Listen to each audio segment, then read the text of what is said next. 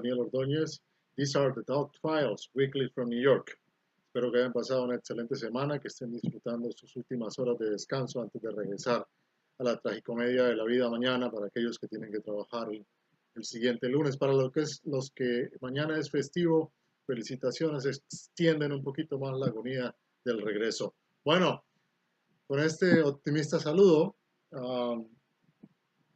queremos decirle que tenemos como siempre, como cada vez que estas cosas ocurren, una sensación de ambivalencia. Les explico. En estos momentos está regresando al país,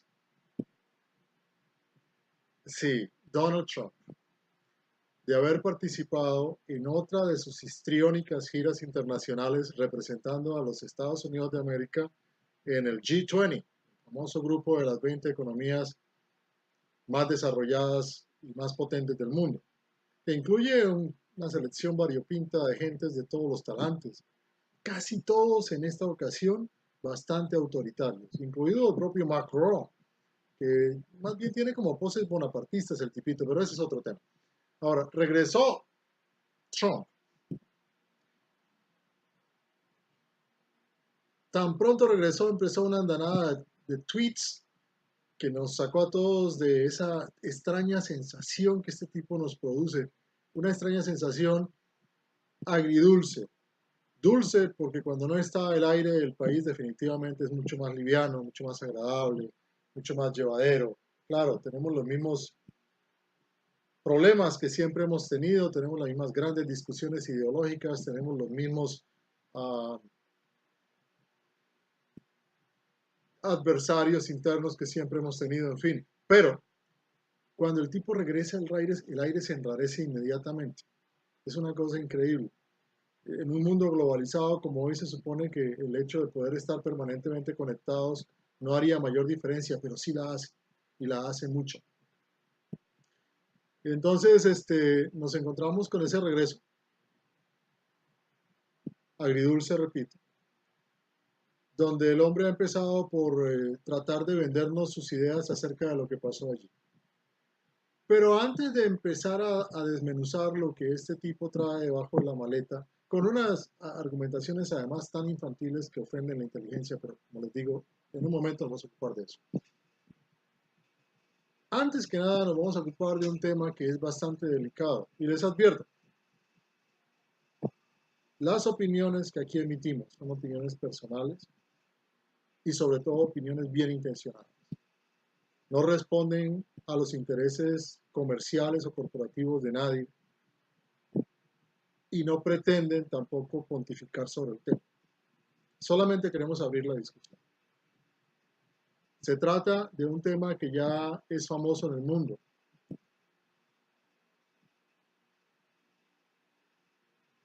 La posibilidad de mantener con vida a un infante nacido en el Reino Unido, que desde que fue concebido, esto es, tiene problemas congénitos, ya estaba marcada, porque padece de una rara enfermedad terminal y de daño cerebral. Después de mucho tratar, dicen los reportes, el hospital donde está internado en el Reino Unido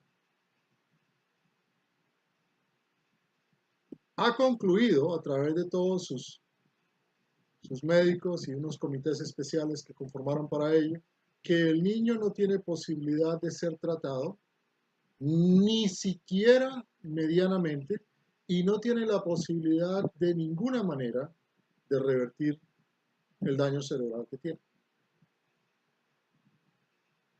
Pero los padres al fin,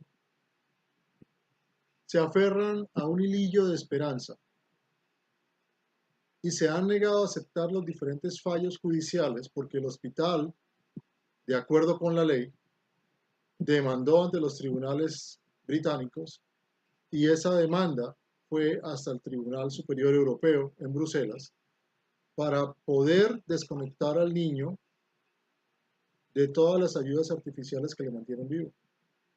Incluso el Tribunal Superior en Bruselas ratificó el derecho del hospital a hacer esa desconexión. Ahora, hasta aquí ya sé que todos están con los nervios de punta diciendo, ah, desgraciados hospitales, médicos asesinos, corporaciones malvadas. Bueno, les tengo una sorpresa. El tema ni siquiera es de dinero.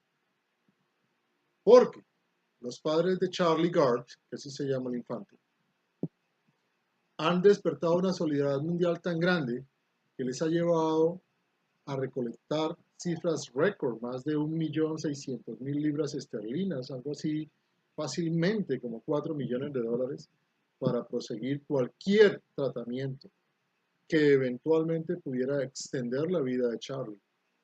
Entonces no es un problema de dinero, es un problema que nos pone ante algo que se conoce técnicamente como la futilidad médica. Y que si usted le pregunta a cualquier médico, aparentemente es muy claro. La mayoría de los médicos dicen, bueno, nadie va a vivir para siempre, todos nos tenemos que morir. No podemos prolongar la vida indefinidamente solamente por el hecho de prolongarla. Hay que pensar también en los derechos de la persona, en una muerte digna, etcétera, etcétera. Pero de nuevo, esa es la opinión de un médico o de un director de un hospital o de un académico cuando no se trata de sí mismo o de su familia cercana. Desafortunadamente la naturaleza humana es así. Solamente, y eso lo documentaron muy bien los griegos, entendemos el dolor ajeno cuando la tragedia nos toca personalmente. Les pido que tengan todo el respeto y toda la compasión y toda la prudencia para observar el siguiente video que les vamos a compartir, donde se hace una reseña rápida de lo que pasa con Charlie. Tengan paciencia, es un video de un par de minutos. Queremos que al menos escuchen brevísimamente al menos las dos partes de la historia. Es muy sensitivo y, como lo repito, toda la tolerancia y toda la paciencia del mundo para poderlo observar. Aquí está. La batalla legal por Charlie Gard. Charlie Gard es un niño terminalmente enfermo que ha capturado la atención mundial. Las Cortes Europeas han determinado que puede ser desconectado de los aparatos que lo mantienen con vida en contra de los deseos de sus padres. Nació en agosto de 2016, sufre de una rara condición genética y daño cerebral.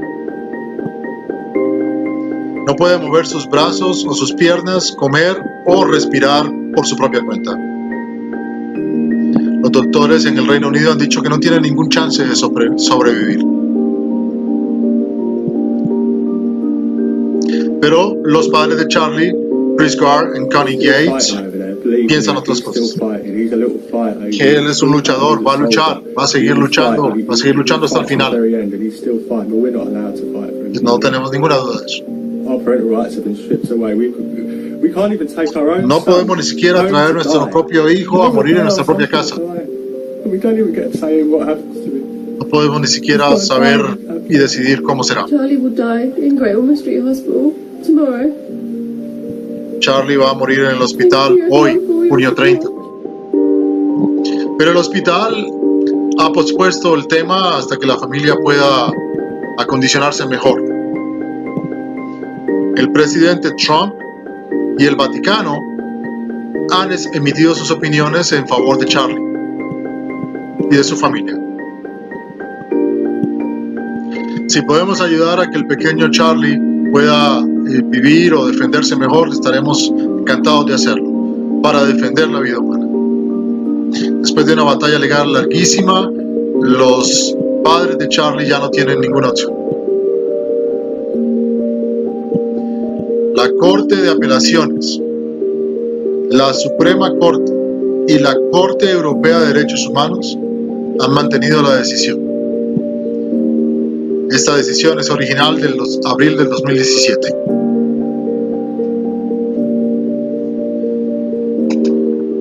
Con profundo pesar, pero con total convicción de que es lo mejor para Charlie y sus intereses, hemos encontrado que debemos mantener la aplicación de la ley y que el hospital tiene derecho legal. Eso en líneas generales presenta el caso, presenta más o menos las dos visiones, las dos partes. La del hospital que aparentemente está tratando de hablar en nombre del bebé en sí mismo. Está hablando no como un panel de la muerte, como mucha gente lo quisiera poner, sino, según su propia explicación, como una entidad que aboga por los derechos de un ser humano que siente, que está pasando mucho dolor y que no tiene ninguna posibilidad de recuperarse.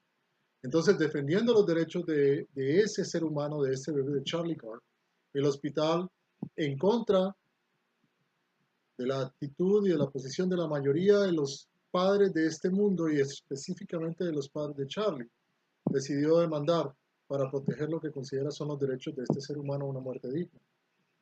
Ahora, les quiero decir algo, compartir algo muy íntimo. Esto para mí tiene una connotación muy especial y muy personal. Voy a traer dos casos que luego vamos a documentar un poco más, pero el primer caso en realidad no necesita mucho, es el caso de una situación personal. Hace unos buenos años atrás, mi propio padre, a causa de unas enfermedades degenerativas, se encontró en la situación de vida o muerte en que requería un trasplante de riñones. Gracias a los buenos oficios de varios amigos y a mi relación personal con una profesional que estaba a cargo de la unidad de trasplantes, pudimos encontrar un donante. El donante era una persona fallecida que acababa de perecer y que era altamente compatible con mi padre. Dos cosas pasaron acá. Mi padre, un hombre extraordinario en todo el sentido de la palabra, preguntó cuántas eran las posibilidades en términos de porcentaje de sobrevivir. Y a ambos, a la familia y a él, nos informaron que tenía el 99.99% de posibilidades de fallecer en la operación por su estado tan crítico. A lo que mi padre contestó sin ambajes que rechazaba el trasplante. Sus razones personales, por lo menos las que nos expresó, que no le parecía justo tener unas esperanzas tan breves, tan pequeñas, cuando ese riñón podría seguramente no ser desperdiciado en él y ser utilizado en alguien con mejores perspectivas de vida. Fue una decisión muy dolorosa, respetada por todos e incluso, a pesar de las objeciones de la gente, del personal hospitalario, se mantuvo. Y hay otro caso que vamos a documentar más adelante. Es el caso de una joven mujer que padecía de un linfoma muy agresivo, que en su propio país, como es el caso de Charlie Gard, ahora en el Reino Unido, no encontró tratamientos que le dieran ninguna esperanza, y sí los encontró aquí en los Estados Unidos. Con una droga experimental empezó a sentir y a mostrar serios síntomas de recuperación. Desde ese momento en adelante, necesitaba que la aseguradora que la protegía pagara por los gastos de mantener el tratamiento y de incluso experimentar con otros tratamientos. Son casos muy complicados, pero en el caso de esta joven mujer que le vamos a referenciar luego, hay unos aspectos realmente dramáticos y en alguna forma una especie de rendezvous con otro actor del momento que tomó parte y acción para casi forzar a esta persona a que regresara a su país con el argumento de que allí existían entidades y tratamientos que perfectamente podían ayudarle de la misma manera. Momentos antes de partir de los Estados Unidos a su país, ella hizo una declaración lapidaria: me voy a mi país a morir. Y de hecho así fue. Falleció por falta de recursos económicos, que no es el caso de Charlie Gard. El debate entonces en el término de futilidad médica es: ¿Estarían haciendo bien los profesionales de la medicina, en este caso del hospital en mención, en permitir que un niño al que se le ha, un ser humano en general, al que se le ha diagnosticado como irrecuperable, que no importa lo que se haga, nunca se va a poder ni siquiera en menor parte reparar el daño cerebral que tiene, ni reversar totalmente el daño genético que lo aqueja? Solamente para permitir que el apego que los padres natural y comprensible tienen por su hijo prevalezca, para tener ese ser humano en condiciones vegetativas, de indefensión total y de constante sufrimiento por el transcurso que su vida sea. Nosotros todos acá tenemos una opinión. Hay otras opiniones más autorizadas. Voy a pedirles, y les vamos a traducir, que escuchemos un debate muy juicioso de dos expertos en el programa de Michael Smerconish en CNN sobre este tema específico y sobre los alcances de la legislación en el tema de fertilidad médica.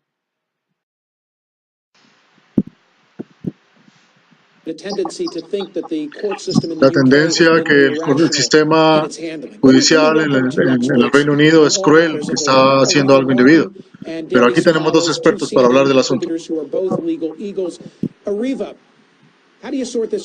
¿Cómo solucionamos esto? El problema aquí es que en Estados Unidos los americanos estamos acostumbrados que los derechos de los padres priman sobre las cortes. Y si la familia dice, mire, tenemos la plata y tenemos los medios y el deseo de mantener a una persona con vida o de intentar recuperarla, las cortes no pueden prohibirse. En un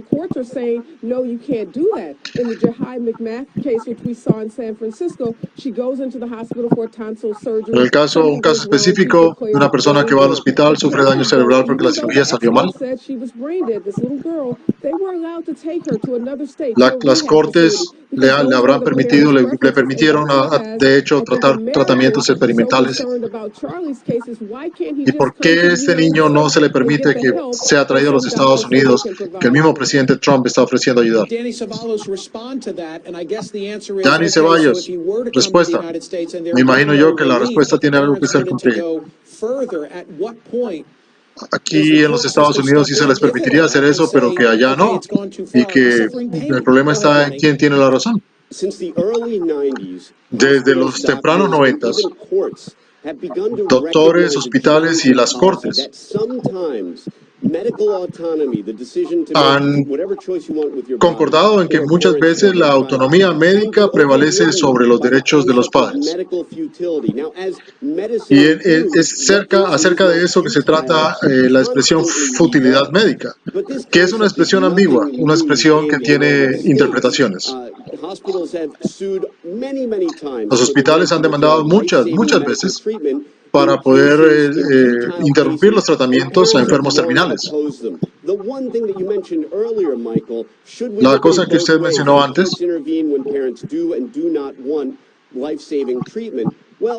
es si los padres desean o no desean unilateralmente hacer tratamientos que les permitan salvar la vida de sus personas queridas.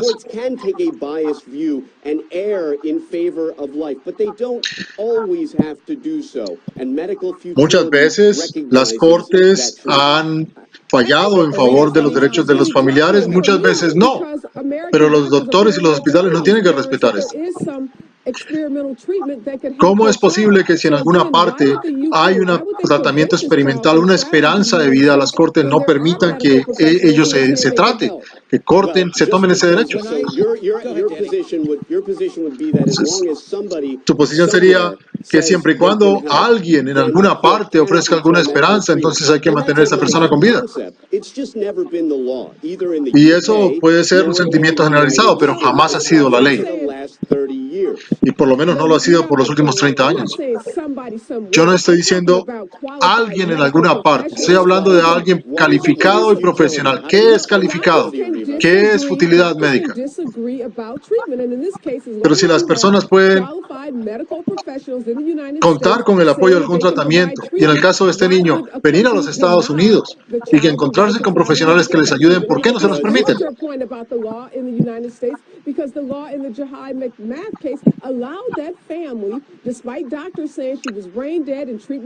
La ley, en el caso que mencionaba antes, le permitió a la familia, aún con muerte cerebral, de seguir intentando recuperarla. ¿Y por qué a este niño que aún no ha muerto no se le permite?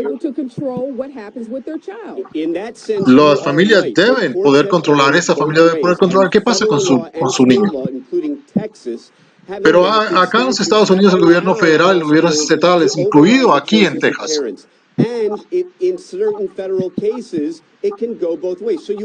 han fallado en ambos sentidos. Eso no significa que no hay una razón o algo justificable que permita al hospital demandar y de hecho ejercitar su derecho a prevalecer por una muerte digna para la persona. Yo no debería hacer nada, pero digo, alguien necesita hablar por este muchacho y tal vez no sean sus padres y tal vez lo que sus padres piensan no sean sus mejores intereses. Y si de hecho está sufriendo, está sintiendo, ¿por qué no podemos pensar que lo mejor sea darle una muerte digna? Es cuando empecé a leer sobre esto, dije, este es un panel de la muerte, es horrible. Cuando leí más, entendí. Y tal vez esto es lo que las cortes han tomado en consideración en las cortes británicas. Es muy triste. Esa es la opinión de los expertos de la ley y la opinión de un hombre que es muy respetable, independientemente de que tengamos diferentes posiciones ideológicas, como es Michael Smerconish. Me parece que da bastante lugar para el debate. Pero como les decía al principio de este video que gentilmente ustedes observan cada semana, es lamentable que en un hecho como este, de tanta sensibilidad, con tan alto voltaje emocional, nos tengamos que encontrar siempre con la podredumbre de los cerdos de este mundo. Y me explico. Dos personajes opuestos, aparentemente, pero dos personajes del poder, que tienen mucha cola que les pisen por las instituciones que representan. Y el uno, por sus acciones directas como persona, y el otro, por sus acciones indirectas sobre toda la gente sobre la que tiene mando, que han tenido a bien interpelar e intervenir en una tragedia como esta, es como si se tratara de algo con lo que se puede hacer populismo, que es lo que están haciendo ambos. Es muy lamentable. En este clic ustedes van a ver a qué me refiero y enseguida lo comentamos. Ha captado la atención de dos personas muy influyentes, el presidente Trump y el Papa Francisco. Ambos son abogados Trump and Pope Francis have expressed their support for Charlie Gard, who is currently hospitalized in London and at the center of a legal battle. Gard was born with mitochondrial depletion syndrome, which has left him on life support. His doctors want to take him off life support, and a judge ruled in their favor. But Gard's parents want to bring their son to the U.S. for an experimental treatment. They raised over $1.3 million British pounds to do so. They appealed to the UK Supreme Court and the European Court of Human Rights. Both attempts failed. Great Ormond Street Hospital, which is treating Gard, released a statement Friday saying it is working with Gard's parents to put plans in place for his care and to give them more time together as a family. According to Vatican Radio, a representative for the Pope said, for them he prays, hoping that their desire to accompany and care for their own child to the end is not a su propio ignored. hijo hasta el final se garantice. Una cantidad de pecados imperdonables, entre ellos, como han hecho casi todos los cardenales, obispos, arzobispos y, como no, papas, que es lo que usted ahora es. Favoreció gente del poder con muy dudosas conductas, favoreció gente del poder que estuvieron involucradas en las dictaduras argentinas, que desaparecieron miles de personas.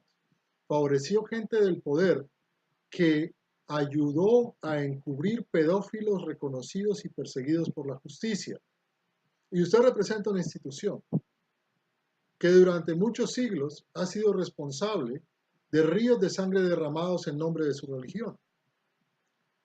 Abogar por alguna causa inexistente no le ayuda, porque hay que aclarar que ni el hospital, ni las cortes, ni las inglesas o británicas, ni las europeas están diciendo que la familia no puede estar con su hijo en los últimos momentos.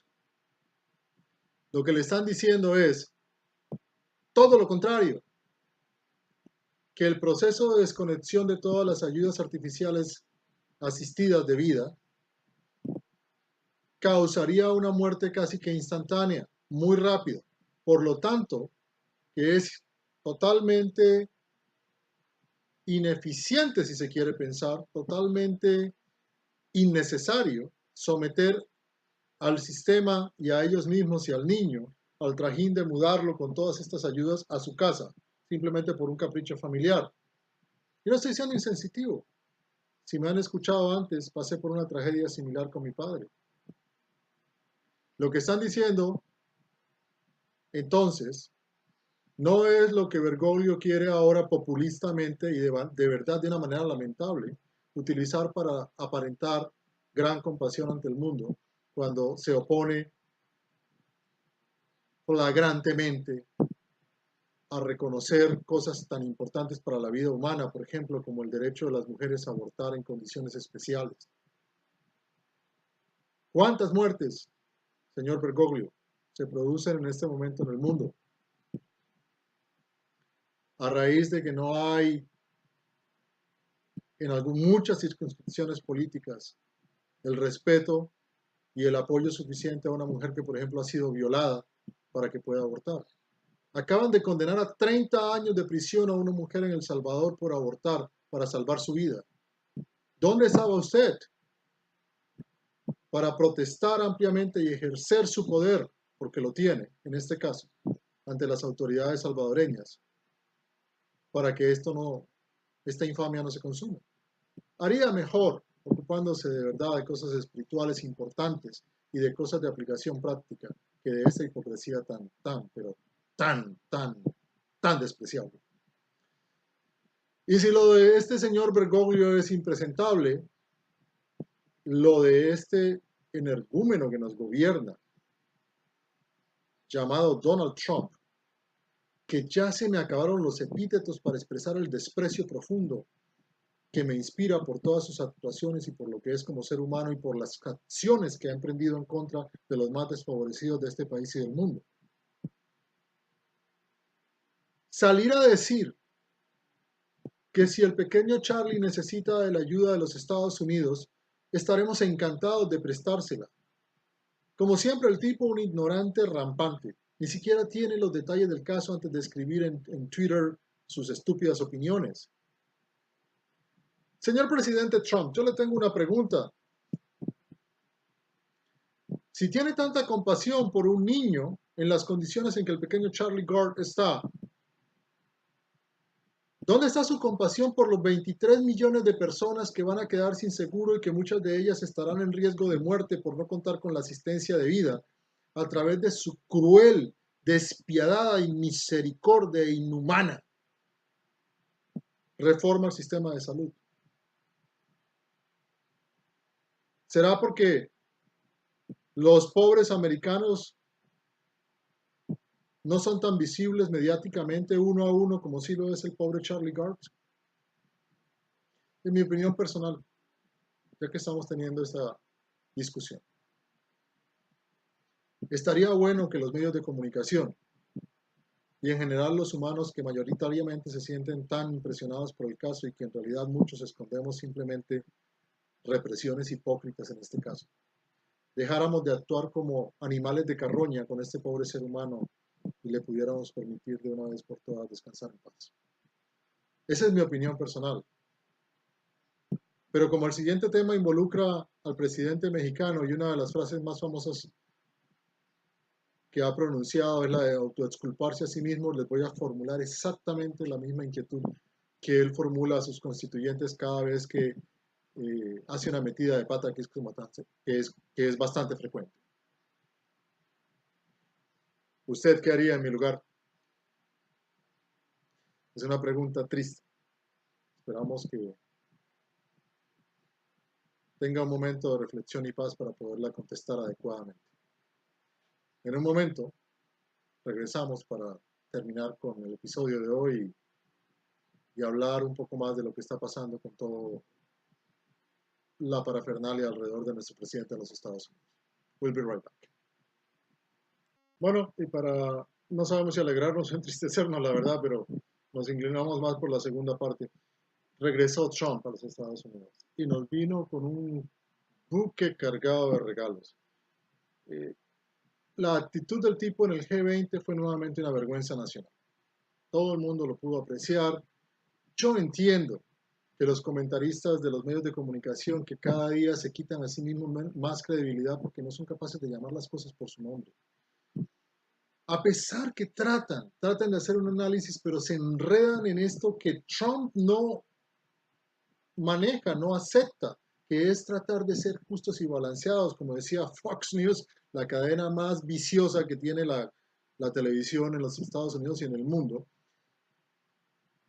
en tratar de concederle a este tipo el beneficio de la duda. Es tiempo de que ya no hay ninguna duda que este señor se inclina hasta el grado de la pusilanimidad, en un acto de abyección total. Su actitud ante Vladimir Putin es tan vergonzosamente, tan descaradamente sumisa, que uno realmente no sabe si llorar o enfurecerse. Es evidente que este tipo tiene una reverencia inexplicable por este sujeto ruso. Como él y como todos los presidentes de los países, sí, un semicriminal, un tipo que nunca llevarán a la cárcel, probablemente como muchos de los criminales como él, pero igual, un exagente de la KGB que ha ascendido al poder usando todos los medios de lucha. Trump tiene una reverencia por este sujeto que no solamente es vergonzoso, sino inadmisible. Este sujeto es el presidente de nuestro país, es el presidente de los Estados Unidos de América. Lo elegimos, entre comillas, nosotros. Y aunque ya sea un proceso consumado, no podemos permitirle que siga haciendo estos actos vergonzosos en nombre nuestro, porque ya no representa a su base, esa base rural deplorable, sí, de ignorantes deplorables, que pueden ser un día redimidos, yo no lo sé, pero deplorables e ignorantes, que consideran que siempre y cuando sea Trump quien lo haga y lo diga, todo está bien. Nosotros no podemos seguir cayendo en ese juego. Es hora de llamar las cosas por su nombre. El tipo regresó de allá con dos cosas que a nosotros nos tocan. La primera, esa repulsiva actitud sumisa, totalmente abyecta ante un tipo como Vladimir Putin, vendiéndonos ideas como que él le preguntó decididamente, ¿es cierto que usted intervino en las elecciones norteamericanas? Y que el tipo le dijo, mirándolo a los ojos, no. Y ya con eso tenemos esa vieja jugada de yo te absuelvo, tú me absuelvos. Entonces se encuentran los dos bandidos, el uno le pregunta, ¿es cierto que usted robó mi casa? El otro le dice no, y entonces los investigadores tienen que decir, oh, that's good for me. Isn't that what you were looking for? That's fine with me. Yeah. Perfecto. No hay más nada que preguntar, pero no es así. Robert Mueller y su equipo, que tienen entre otros miembros del mismo, gente experta en crimen organizado y en lavado de dinero y en todo este tipo de canalladas que se han cometido para poner en la presidencia a este sujeto, siguen trabajando. Y van a seguir trabajando y van a encontrar las cosas porque existen. La otra cosa, terrible, pero terrible, y hay que llamarla por su nombre también, es ahora el opuesto. Y lo digo porque me toca, porque en mi condición de descendiente de latinoamericanos, me toca, ¿no? y porque en mi condición de miembro de esa comunidad que aquí llaman latina, que no tengo la más remota idea qué carajos es, me toca. Pero ya es hora de que Peña Nieto, el que citaba antes, que siempre que mete la pata dice, le pregunta a su electorado, ¿y usted qué haría en mi lugar? Nosotros no somos los presidentes, Peña Nieto, no seas pendejo. O no nos creas tan pendejos, mejor. Si Trump es abyecto y sumiso y vergonzoso y ruinoso frente a Putin, lo que hacen Peña Nieto y Videgaray frente a Tillerson y Trump es todavía más lamentable. Por favor, mexicanos de todas las edades, tamaños, sabores, colores, estratos económicos, entiendan de una vez por todas que jugar a ser el mañoso es una bobada, que esas mañas de ustedes son de niños chiquitos, que no es cierto que estén esperando a ver si Kushner y Tillerson e Ivanka les van a aguantar el viaje y que ustedes son más vivos que estas gentes. Por alguna razón perdieron la mitad del territorio con estos que ustedes consideran que son estúpidos. Es hora de que el pueblo mexicano le exija a sus gobernantes un poco de dignidad. Es hora de que el canciller Videgaray deje de pensar que haciéndole favores en la OEA a Rex Tillerson, ellos le van a suavizar la negociación del NAFTA, o que van a dejar de perseguir a los inmigrantes en los Estados Unidos, o que van a dejar de humillarlos en público cada vez que les preguntan en su cara y enfrente de ustedes mismos que si México tendrá que pagar por el muro. Yo le pregunto a todos los mexicoamericanos y a los mexicanos ilusos del otro lado de la frontera, ¿ustedes qué harían? Que tengan una buena semana.